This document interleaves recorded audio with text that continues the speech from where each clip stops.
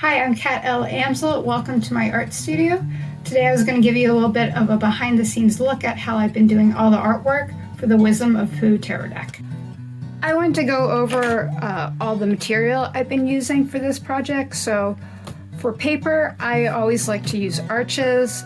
For illustrative work like this, I tend to stick to the hot press because it works really well with doing the ink and the watercolor.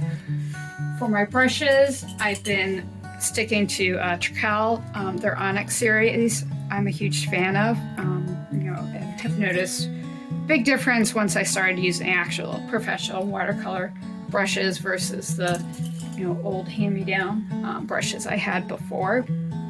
My paints, I've been doing kind of a couple different brands.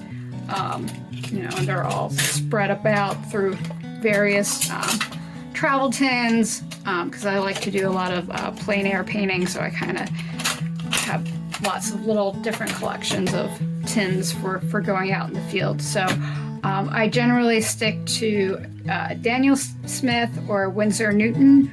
I also will have some random colors from Artistic Isle. I'm a huge fan of them and their handmade watercolor paints.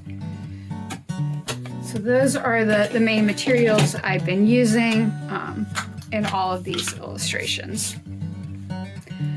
So I was going to walk through a bit of me doing the painting process. So the great thing about the fact that I'll be also working digitally is that if I mess up anything on the base traditional artwork like I did here, I can usually be able to correct it in Procreate, so I don't have to worry and restart from scratch. So what happened with this one is, you can kind of see, like, when I'm working on two at the same time, I'm kind of starting with my color group. So I started with like my blues, doing the skies, and then I started doing like the greens, and I got a little carried away and did the tops of the trees, which are supposed to be fall colors. So I did go over a bit in some yellows and reds, and I'll punch it up a bit more, but there isn't any way that I'll be able to get it to the proper colors I want. But as long as I have like the textures and stuff, I'll be able to easily color correct in Procreate and get it where I want it to be. And then over here, I drew the tree in before I did the Morning Glory vine climbing up. So I have this line going right through a leaf. So that'll get fixed digitally as well. So it's kind of nice to have that bit of that backup. So I love these little, I think they're for dips. I get them from Target. They're only like $2. And I use them for my colors. So I can kind of keep things grouped by color and, have a consistent palette across things when I'm mixing.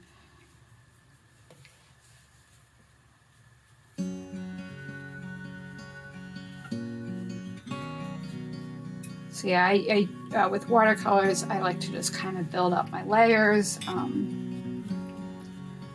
For me, I'm very much a detail freak. I love doing, very realistic little details. And the great thing about this project is I'm trying to really capture the essence of Shepard and his artwork. I really have to loosen up my style, be more willing to just kind of have happy mistakes and little imperfections, and not so much, striving for perfection. That's what I really love about illustration, is it's more about the overall image and storytelling than necessarily perfecting, the perfect line and things like that. It's more about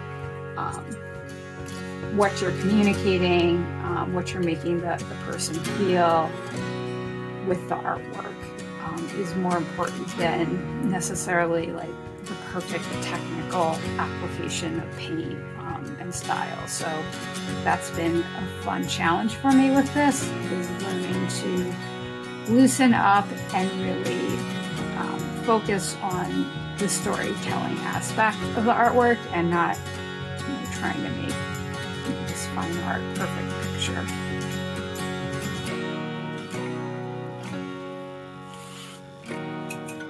So I want to give you a quick little walkthrough of how I've been doing the edits in Procreate. So I bring in my base image into Procreate, so it's been scanned, it's all ready to go. So it's just kind of, evening out some of the colors, adding some corrections, to kind of bring it closer to what I'm doing throughout the deck so that everything's consistent. So I'm trying not to change too much and don't want to lose that, great spontaneity and feel of the watercolor. So a lot of times, I kind of have to self-edit myself like this, way overworked, versus putting it down in opacity so that it's not as overworked and huge of a change. So that is what the final card's going to look like. And this is the starting image. So it's kind of darkening up some things, adding some highlights, color correcting a couple things, but still kind of keeping that feel of the watercolor. I never want to make it super polished and take away all those little imperfections along edge lines, things like that, that really make it, that the wonderfulness of watercolor illustration. So this one is all ready to go, the Six of Cups. So thank you for watching my little walkthrough from sketch to finished product.